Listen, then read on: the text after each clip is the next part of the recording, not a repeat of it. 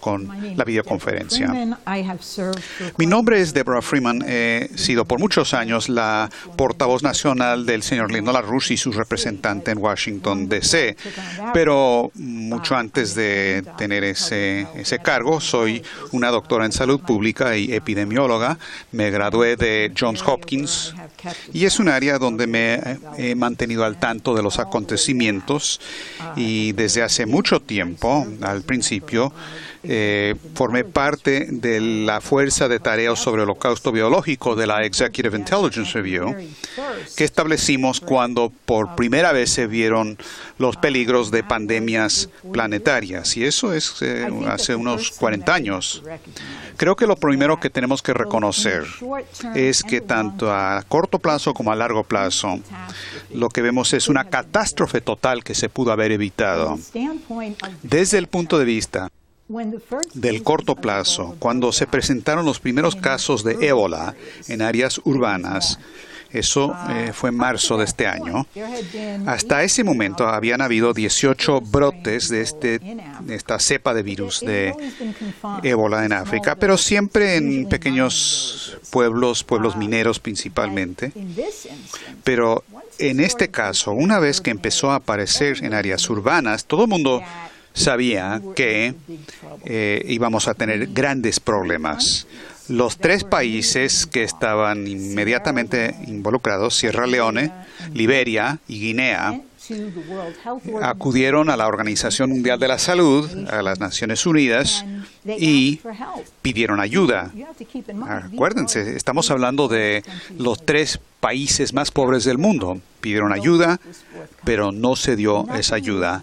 Nada se hizo al principio, cuando hubiera sido una situación terrible por la pobreza, por la falta de infraestructura, pero todavía aún se pudo haber limitado la diseminación. Pero ahora tenemos una situación, según los cálculos más conservadores, estamos viendo la probabilidad de 1,5 millones de casos de ébola solamente en estos tres países.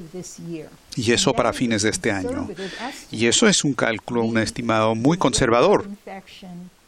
La tasa de infección se había estado duplicando cada 30 días y luego cada 3 semanas y luego se duplica cada 2 semanas. El viernes pasado, la Organización Mundial de la Salud dijo que ya no tenemos datos o números confiables porque los trabajadores de salud pública se sienten tan abrumados que no pueden ni hacer un registro de los casos. El número de países todavía limitado a ese número. Son 5 países en África nada más donde hay casos y solamente 3 de los países estaban a nivel de una epidemia. Pero ahora la Costa de Marfil se ha añadido a la lista. Y tanto los grupos como la Organización Mundial de la Salud, como el Wellcome Trust, han estimado que entre 13 y 21 países corren riesgo inmediato de una epidemia total. Y hay que acordarnos que estamos hablando de una enfermedad que tiene una tasa de mortandad de entre 70 y 80%. Y en vez de que vaya bajando esa tasa de mortandad, en la medida en que aumenta exponencialmente la tasa de infección, también está aumentando la tasa de mortandad. Así que, de nuevo, si se hubieran tomado acción en marzo, bueno, quizás podríamos haber limitado la expansión de la enfermedad. Pero ahora tenemos una situación que está fuera de control. Hay muchas promesas, pero francamente son promesas vacías. Yo sé que en Sierra Leone, por ejemplo, la semana pasada simplemente se dieron por vencidos. Dijeron que no tenemos esperanza de poder lograr que toda la gente enferma entre a centros de tratamiento. Lo primero que hicieron es que establecieron centros de recepción afuera de los centros de tratamiento para que la gente fuera a registrarse y esperar a que se abriera una cama para recibirlos. Pero los centros de tratamiento se vieron tan abrumados que los centros de recepción se estaban volviendo campos de muertes, con cadáveres por doquier. y para tratar de prevenir que los cadáveres simplemente se amontonaran en las calles, las autoridades ahora están diciendo que si un miembro de su familia se enferma, que se quede en casa y les vamos a hacer llegar un equipo, kit para uso doméstico, que incluye guantes de hule, Gatorade o líquidos para rehidratar a la gente y Tylenol.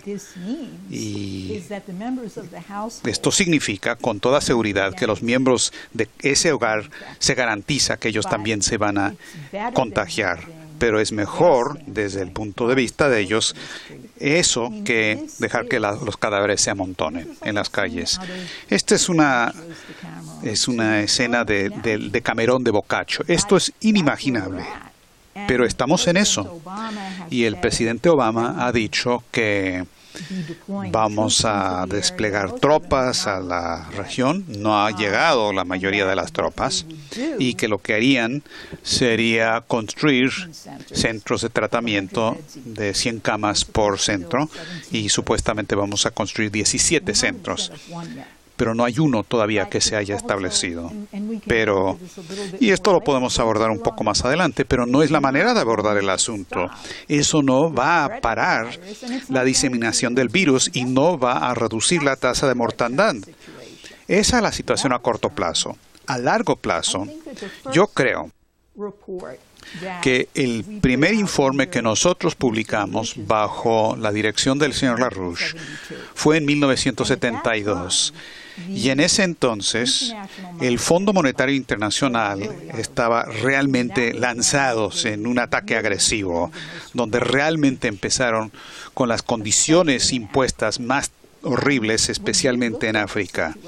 Y cuando examinamos esa situación, lo que dijimos en ese entonces es que si se toma un continente, si se le impone ese tipo de condición económica, se coloca a tanta gente bajo condiciones de hambruna, no se les da infraestructura, nada de agua limpia, nada de alcantarillado, lo que se va a hacer es que se va a crear una caja o placa de Petri gigantesca. Es el ambiente más propicio e imaginable para que broten viejas enfermedades y también nuevas formas más virulentas de esas enfermedades. Nosotros lo delineamos, dijimos que esto era un peligro, que no se limitaría a África, y nadie actuó. Así que ahora, casi 50 años más tarde, y estamos viendo las consecuencias de décadas de políticas malas. Ahora, uno se tiene que preguntar, ¿esto es producto de estupidez?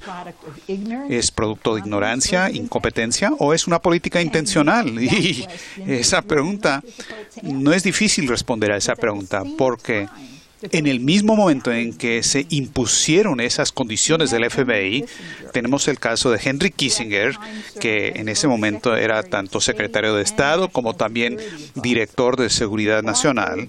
Fue autor de lo que en ese momento era un documento clasificado, el documento de Seguridad Nacional 200. Ahora es muy famoso, pero una de las cosas que él dijo ahí es que el crecimiento de la población en el sector en desarrollo eso era una amenaza para el sector desarrollado o avanzado, y que por lo tanto el interés nacional de Estados Unidos y otros países avanzados era hacer todo lo posible por limitar el crecimiento demográfico en el sector en desarrollo. Quizás por eso la reina de Inglaterra lo hizo caballero, porque eso estaba totalmente alineado con lo que ha sido la política imperial del Imperio Británico desde la Primera Guerra Mundial en adelante, donde gente como Bertrand Russell estaban expresando sus fantasías macabras de que sería excelente si una muerte negra cada generación llegara para limitar el crecimiento de la población. Y luego el consorte de la reina de Inglaterra, el príncipe Felipe, cuyo deseo más profundo es reencarnar como un virus mortal. Eso es posible que ya haya ocurrido, viéndole la cara a ese tipo, pero no es un accidente. Este es el resultado predecible, legítimo de una política horrenda. El verdadero factor involucrado aquí es que estos locos de remate pensaban que de alguna manera esto se podría limitar al continente de África o a la gente de color. Pero lo que todos sabemos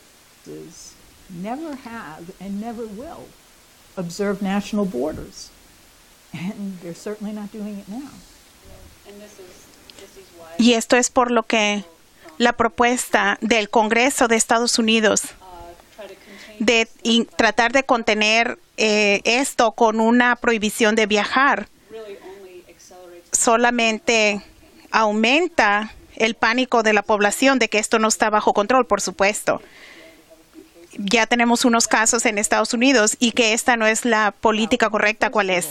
Primero, esta idea de una prohibición de viajar es absolutamente estúpida. No me sorprende que proviene de ciertas capas del Partido Republicano que piensan de esa manera. Muchos de estos individuos jamás han salido de Estados Unidos. Pero cuando uno considera la situación en el mundo, primero que nada, vivimos en un universo globalizado. Digamos, se establece una provisión de viajar. ¿Podemos evitar que la gente viaje de África a Europa o a Asia? ¿O qué tal hacia Latinoamérica? El general Kelly, el jefe del Comando Sur, ya dijo la probabilidad solo por las condiciones ambientales es que vamos a tener un brote del ébola en Sudamérica y en Centroamérica y que va a propagarse como un reguero de pólvora como lo hizo en África. ¿Y qué van a hacer entonces? ¿Van a cerrar la frontera?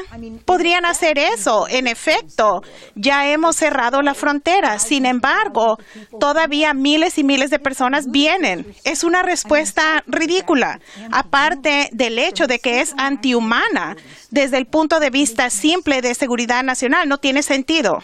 Sí, y esto es la crisis, es el síntoma de una crisis total.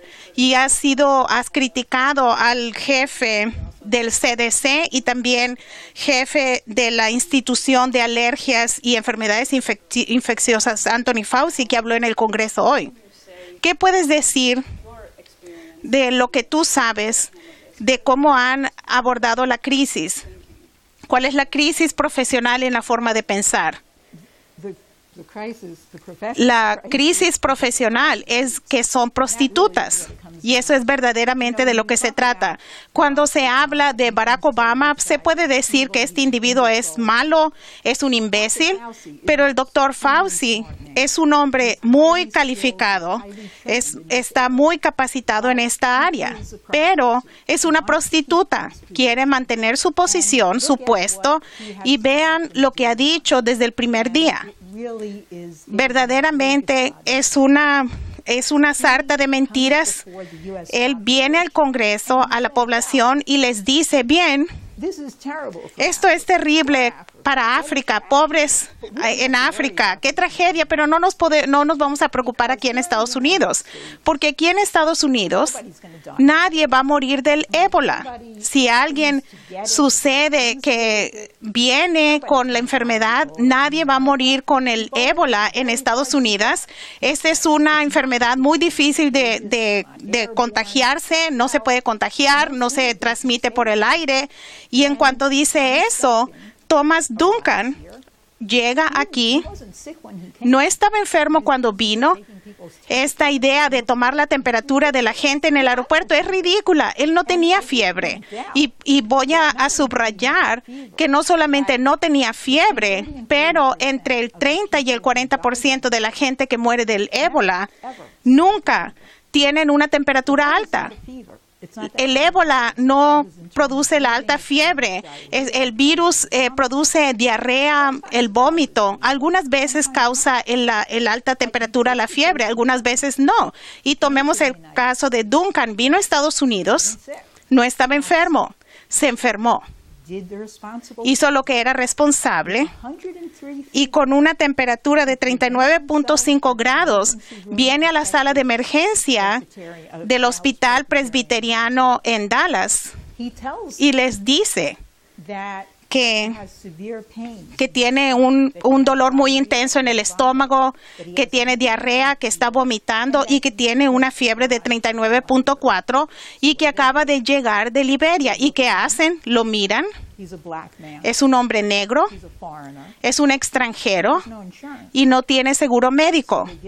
Así que le dan aspirinas, le dan antibióticos y le dicen que vaya a casa y que beba mucha agua y que descanse. Y eso es lo que hacen. Y él estaba enfermo, así que probablemente no estuvo andando por allí y fue a casa. No fue sino hasta que regresó al hospital en una ambulancia que actuaron. Y después que le hicieron las pruebas de laboratorio, les tomó 3 días recibir los resultados. Para entonces ya estaba en cuidado intensivo y poco después él murió. Regresemos a lo que dijo el doctor Fauci, que nadie va a morir en Estados Unidos del ébola, pero Thomas Duncan murió del ébola. Y cuando yo enfrenté a Fauci sobre el hecho que él estaba engañando a la gente al repetir en varias ocasiones de que esta no es una enfermedad muy contagiosa, a lo contrario del resfriado común, la influenza no se transmite por el aire, no es transmisible por el aire, pero eso es un término médico muy específico. Eso quiere decir que el virus puede existir libremente en donde el aire es su huésped. El ébola no es así, sino que se presenta en el agua y se concentra en los líquidos corporales, incluyendo los aerosoles, las flemas, la mucosidad. Así que si uno está en una zona encerrada con alguien que está estornudando y tosiendo, está expuesto. Y cuando enfrenté a Fauci con eso, dijo, bien, eso es técnicamente correcto, pero cualquiera que esté tan enferma en Estados Unidos, inmediatamente lo llevaremos al hospital. Pero no es verdad, porque miren lo que sucedió con el pobre Thomas Duncan. Y después dice, además aquí tenemos protocolos, nadie va a infectarse. Tenemos un protocolo en cada hospital y la verdad es que tenemos 4 hospitales en Estados Unidos que son capaces de tratar a gente con el ébola, que son capaces porque tienen la capacidad de cuartos aislados.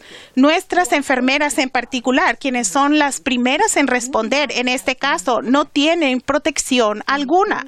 En el caso de Thomas Duncan, inmediatamente después de que enfermó, el CDC dijo, para probar de que estamos muy alertas en Estados Unidos, los 21 trabajadores de la salud que estuvieron en contacto con él van a ser observados. Muy bien.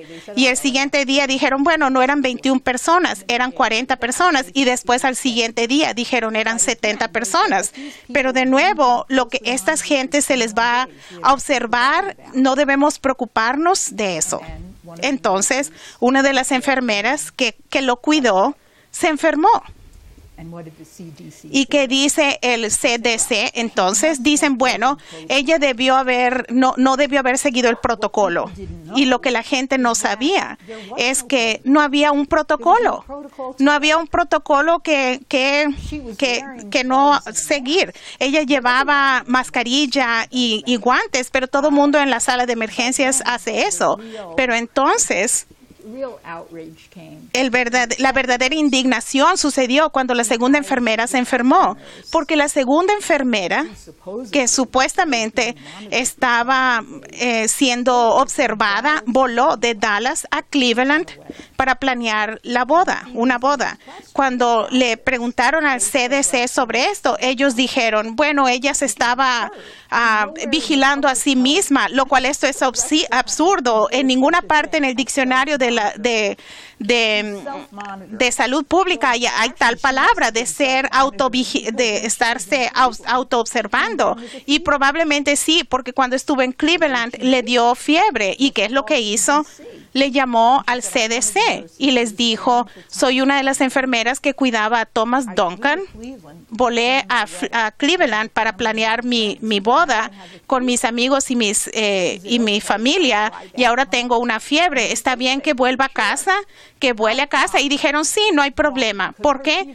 Porque su temperatura no era tan alta. Así que regresó a casa volando.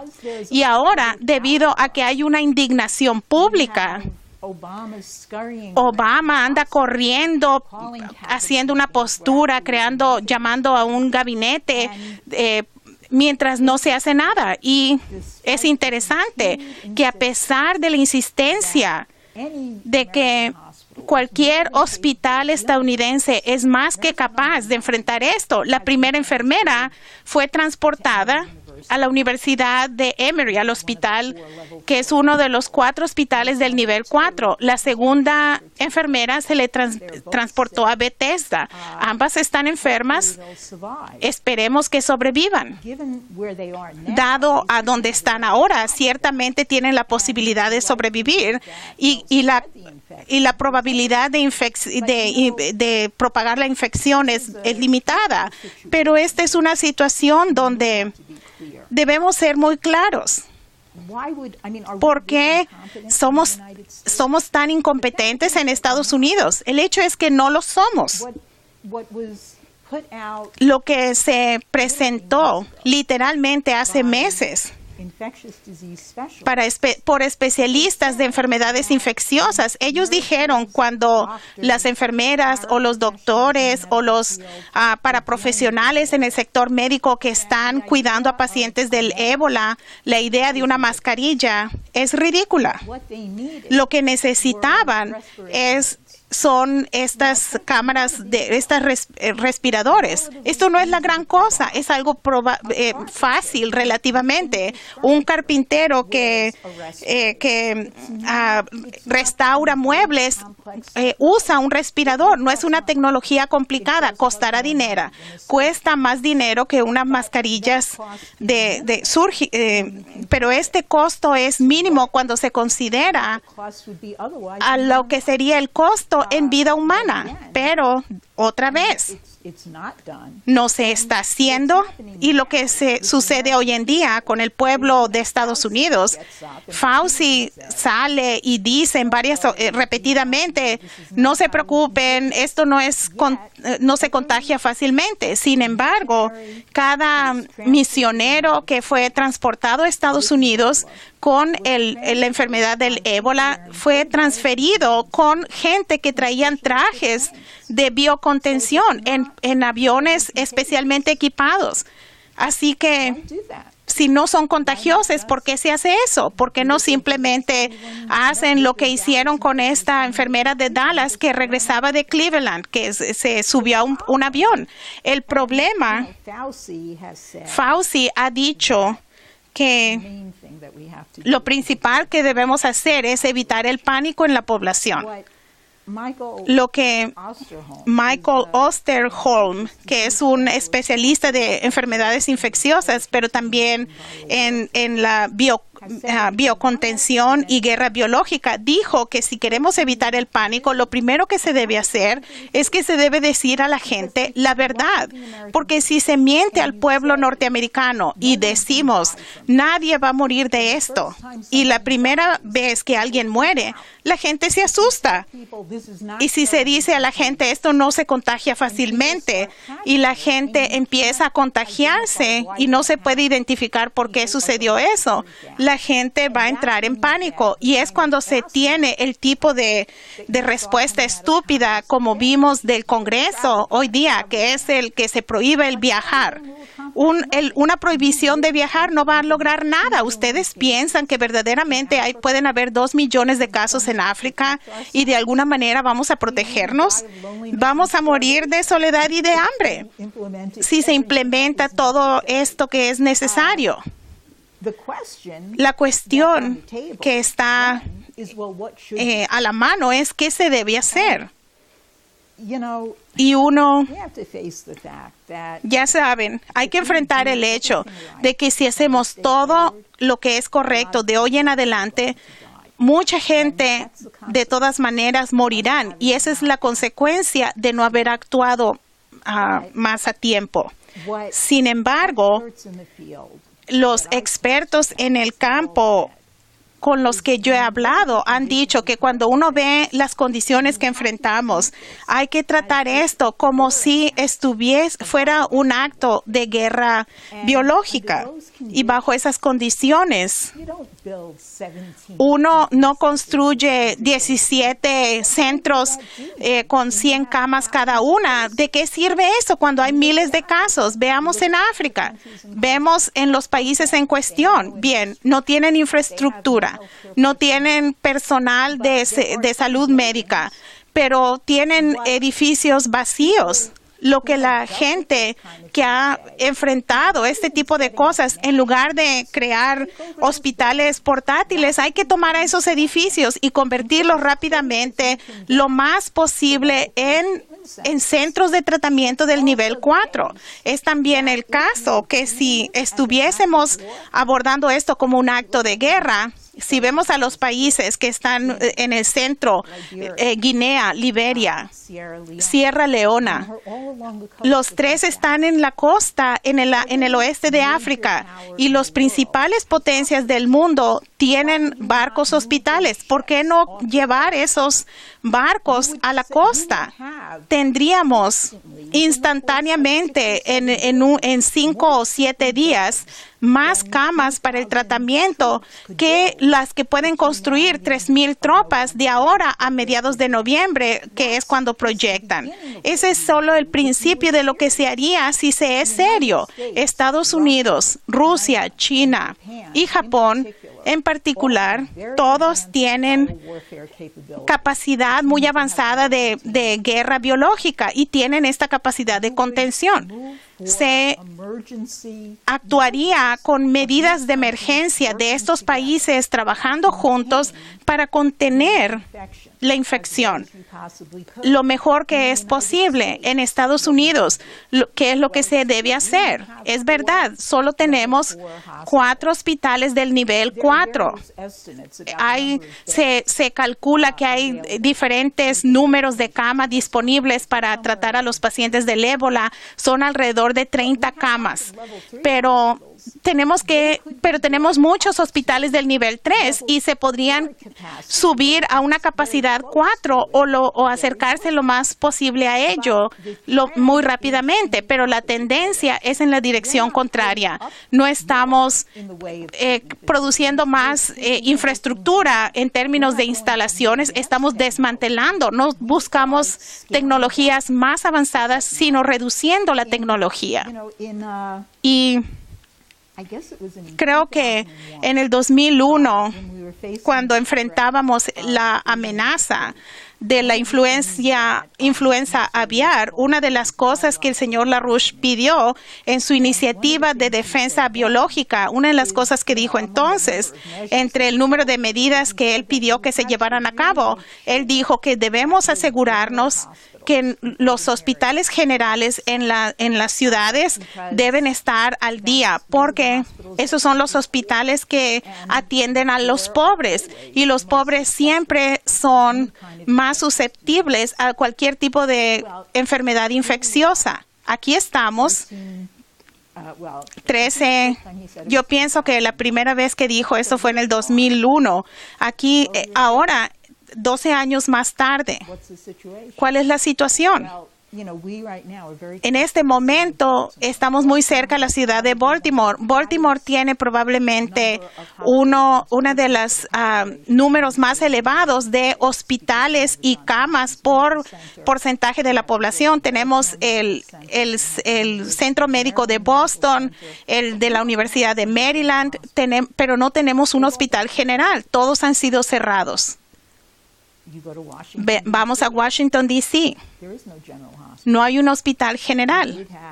lo teníamos, el Hospital General de Washington, D.C., y lo cerraron. Y eso afecta no solamente a Washington, D.C., pero Washington está rodeado por condados densamente poblados y no hay un hospital general. Hay algunas ciudades que todavía tienen hospitales generales, pero para ser honesta, solamente hay 2 ciudades que se me ocurren que todavía tienen hospitales generales, que son Chicago, que tiene el Hospital General del Condado Cook, y en Nueva York, que está el Hospital General de Bellevue, pero en su mayoría los hemos cerrado. Maryland tiene leyes muy buenas que dicen que si alguien viene a la sala de emergencia, ya sea teniendo seguro médico o no, se le debe dar tratamiento. Pero el problema, si vemos lo que sucedió en Dallas, lo que hicieron con Thomas Duncan, califica como este tratamiento. No lo echaron a la calle, lo aceptaron, hicieron un expediente médico y lo mandaron a casa. Vemos que el problema que hay es que vemos a todas las diferentes medidas que podemos tomar y decimos, abordemos esto como una movilización de guerra. Juntemos a Rusia, China, a Estados Unidos, a Japón, tal vez a India, en un esfuerzo para contener el virus. Suena como una buena política, pero jamás va a suceder con Obama en la presidencia. Se habla de abordar las condiciones económicas que permitieron que esto sucediera en África.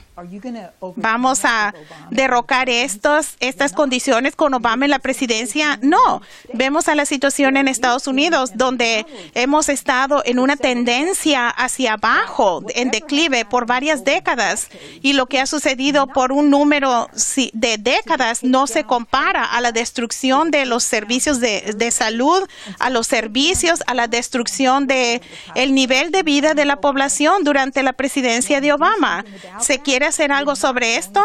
No vamos a hacerlo con Obama en la Casa Blanca. Y eso es por lo que la cuestión ahora, y yo he estado en todas mis declaraciones públicas, he sido muy dura contra muchos de estos doctores porque pienso que no han actuado profesionalmente. Yo le he llamado a Fauci, que es un profesional muy respetado, le he llamado una prostituta y yo lo digo sin reservas. Pero también debo decir que no podemos dejar a la ciudadanía estadounidense, porque ellos han tolerado estas políticas y no solamente toleraron las políticas en los últimos 4 años, en los últimos 6 años, las han tolerado por décadas. Ellos voltearon la cara, prefirieron mirar a cosas en lo pequeño, desde abajo, cuando la investigación científica, el programa espacial fueron cerrados. Ellos decían, no podemos pagar por eso. ¿Cómo podemos pagar por eso?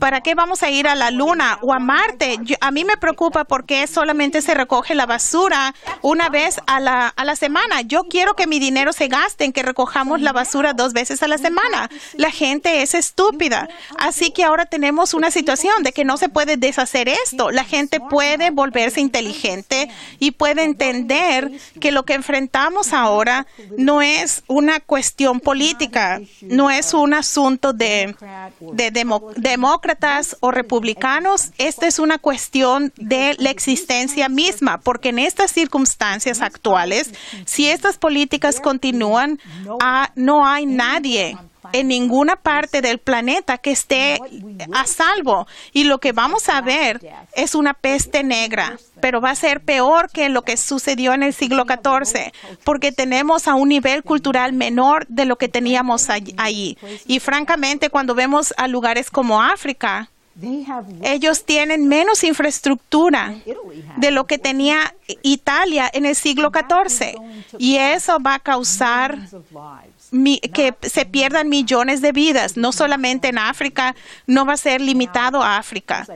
Y como dije, mucha gente, y aunque se actuara inmediatamente, mucha gente va a morir de todas maneras, pero por lo menos podemos limitar esto, pero podemos asegurarnos que aquellos que ya han muerto no mueran en vano. Si sus muertes es lo que nos condujo a derrocar estas políticas macabras, malvadas, entonces por lo menos las generaciones que vienen después de ellos tendrán una esperanza y una seguridad del futuro.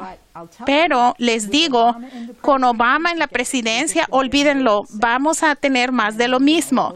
Y ya saben, él va a ir a jugar golf. Creo que eso es muy claro. Gracias por tu tiempo. Gracias.